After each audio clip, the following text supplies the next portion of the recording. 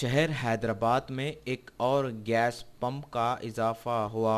बाजारघाट के इलाके में टोटल गैस पंप का इफ्तिताह सदर कुल हिंद मजलिस इत्तेहादुल मुस्लिमीन व रुकन पार्लियामेंट हैदराबाद बैरिस्टर असदुद्दीन ओवैसी के हाथों अमल में आया। इस मौके पर नामपल्ली के रुकन असम्बली जाफर हुसैन महराज, ग्रेटर हैदराबाद म्यूनसिपल कॉरपोरेशन के mayor Majid Hussain, corporator total gas के मालिक रियाज और दीगर लोग भी मौजूद थे।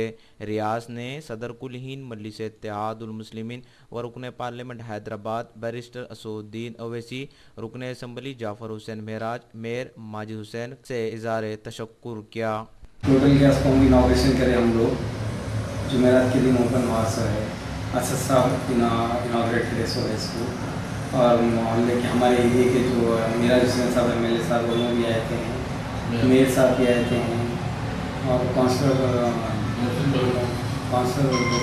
यास्मीन सुल्ताना मैडम भी आए थे।